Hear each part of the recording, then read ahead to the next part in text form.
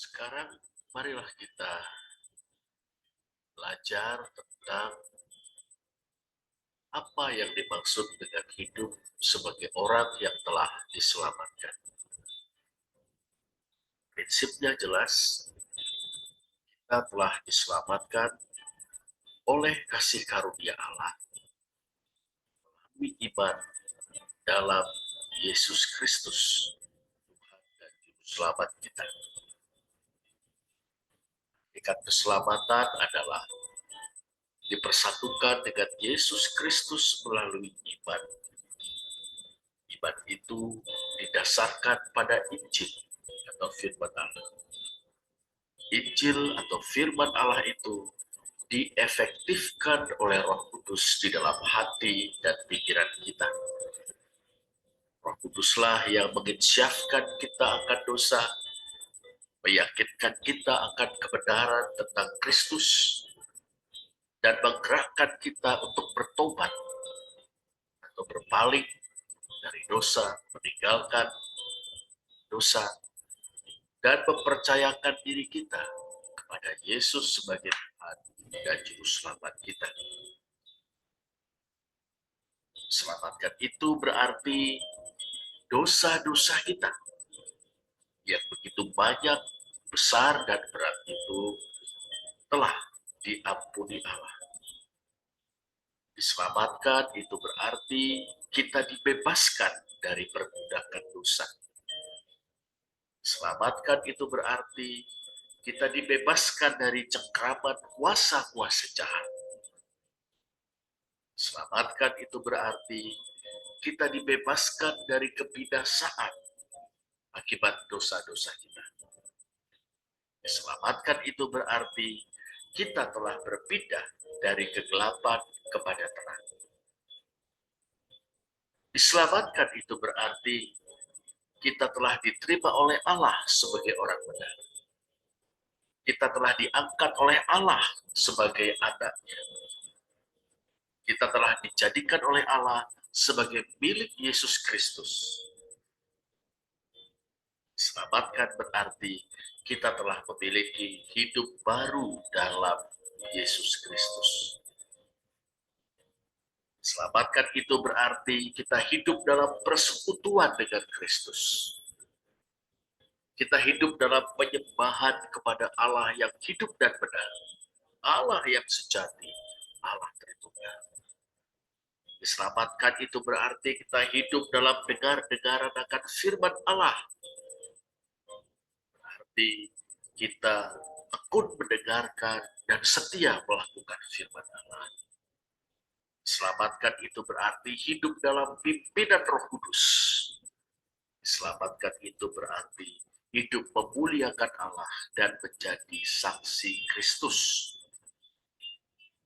Selamatkan itu berarti bertumbuh dalam karakter Kristus. Menjadi makin serupa dengan Kristus. Sebagaimana kita baca dalam Galatia 3 ayat 22 dan 23a tentang buah roh. Kasih, sukacita, damai sejahtera, kesabaran, kemurahan, kebaikan, kesetiaan, kelembutan, dan penguasaan diri. Itulah karakter Kristus. Diselamatkan berarti bertumbuh dalam karakter Kristus.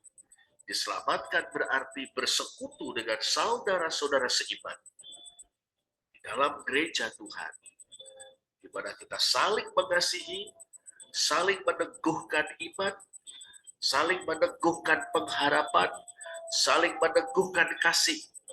Ya, saling meneguhkan iman, pengharapan, dan kasih dalam Kristus.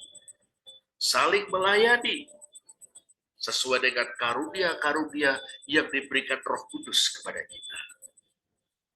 Juga bahu-membahu dalam membangun gereja, bukan gedungnya, tapi sebagai sebuah persekutuan mewujudkan keluarga baru atau keluarga Allah dalam Kristus. Untuk bertumbuh, dibutuhkan kedisiplinan, mengalami pertumbuhan rohani, untuk Jadi semakin serupa dengan Kristus dalam karakter kita. Untuk makin teguh dalam iman, pengharapan, dan kasih, dibutuhkan kedisiplinan untuk berdoa, kedisiplinan dalam membaca dan merenungkan firman Tuhan secara teratur setiap hari. Dibutuhkan kedisiplinan untuk melakukan firman Tuhan dengan setia. Dibutuhkan kedisiplinan untuk bersekutu dengan saudara-saudara seiman. Dibutuhkan kedisiplinan untuk beribadah kepada Tuhan secara teratur. Kedisiplinan untuk melayani. Melalui gereja, kita bersekutu. Itulah koinonia. Melalui gereja, kita melayani saudara-saudara kita yang sakit dan atau membutuhkan pertolongan. Itulah diakonia. Melalui gereja, kita bersaksi, yakni memberitakan Injil dengan perkataan dan perbuatan. Itulah marturia. Sekarang mengenai baptisan kudus, kita dibaptis. Karena kita telah memutuskan untuk mengikut Yesus setiap hari dalam kehidupan sampai akhir hayat kita. Baptisan kita diperciki dengan air sebagai lambang pencurahan Roh Kudus atas kita. Dan sejak saat itu, kita menjadi milik Kristus dan bagian dari gereja atau keluarga Allah. Sedangkan bagaimana dengan perjamuan Tuhan? Kita merayakan perjamuan Tuhan untuk mengenang pengorbanan Kristus di kayu salib untuk menyelamatkan kita. Kita merayakan perjamuan Tuhan untuk meneguhkan pengharapan kita bahwa Tuhan Yesus akan datang kembali untuk menyempurnakan keselamatan kita dan menegakkan kerajaan Allah seutuhnya di bumi seperti di surga. Kita merayakan perjamuan Tuhan untuk merayakan kasih Kristus yang mempersatukan kita semua sebagai keluarga Allah. Untuk turut serta dalam perjamuan Tuhan, kita perlu mempersiapkan diri sebaik-baiknya. Merendahkan diri di hadapan Allah, membuka diri kita, mengakui dosa-dosa kita dengan penuh keinsyafan dan memohonkan ampun dalam nama Tuhan Yesus. Dan bila masih ada persoalan dengan saudara kita selesaikan. Kita berdamai. Sehingga kita boleh turut serta dalam perjamuan Tuhan dan menikmati roti dan anggur perjamuan Tuhan dengan penuh sukacita dan diberkati Allah. Basuhan kaki, salah satu ciri gereja Mennonite. Kita saling membasuh kaki saudara-saudara kita dalam Kristus.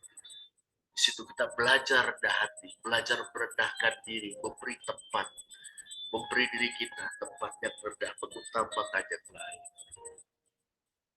Dan kita belajar saling melayani. Kita beribadah atau mengikuti kebaktian dalam rangka atau untuk mengucap syukur atas kasih setia Allah dalam hari-hari yang telah berlalu dalam hidup kita. Kita beribadah untuk merayakan keagungan Allah, memuji dan mengagungkan namanya. Kita mengikuti kebaktian untuk mendengarkan pemberitaan firman Allah dan merayakan sakramen-sakramen baptisan perjamuan. Kita beribadah untuk meneguhkan iman dan komitmen sebagai murid Kristus. Kita mengikuti kebaktian untuk membawa persembahan kita kepada Allah. Kita beribadah untuk memanjatkan permohonan atau doa syafaat untuk negara, bangsa kita, umat manusia, gereja dan pekerjaan Tuhan, serta saudara-saudara kita yang membutuhkan. Kita mengikuti kebaktian untuk diberkati Tuhan dan diutus Tuhan dalam menjalani hidup kita. Bagaimana dengan persembahan? Persembahan adalah ungkapan syukur atas kasih setia Allah dalam hidup kita. Dia telah memelihara kita dengan penuh kasih setia. Kita memberikan persembahan sebagai ungkapan iman bahwa Allah senantiasa memelihara kita, tidak akan pernah meninggalkan atau membiarkan kita. kita memberikan persembahan sebagai ungkapan kesediaan kita, mempersembahkan hidup kita seutuhnya kepada Tuhan, sebagai orang-orang yang telah diselamatkan, dan ungkapan kesediaan kita untuk mendukung pekerjaan Tuhan melalui gereja. Dan kita diutus di akhir ibadah atau kebaktian itu untuk menjadi berkat dan kesaksian bagi sesama manusia, untuk mengaktualisasikan potensi yang dikaruniakan Tuhan dengan belajar atau bekerja dan berinteraksi sawang sinawang dengan sesama manusia, baik dalam keluarga, lingkungan sekolah, lingkungan pekerjaan, lingkungan pergaulan, masyarakat. Kita diutus untuk menikmati berkat-berkatnya, berkat-berkat Tuhan dalam kehidupan sehari-hari. Kita diutus untuk memuliakan Tuhan dalam hidup kita sehari-hari. Demikianlah artinya hidup dalam keselamatan atau hidup sebagai orang-orang yang telah diselamatkan. Terpujilah Allah. Amin.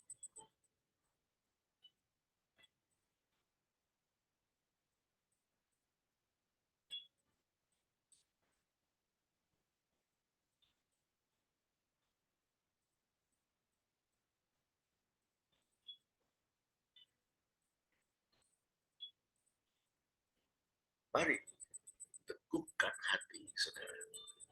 Ikut Tuhan Yesus. Kita telah diselamatkan. Setialah kepadanya sampai akhir hayat kita. Yesus berkati saudara-saudara.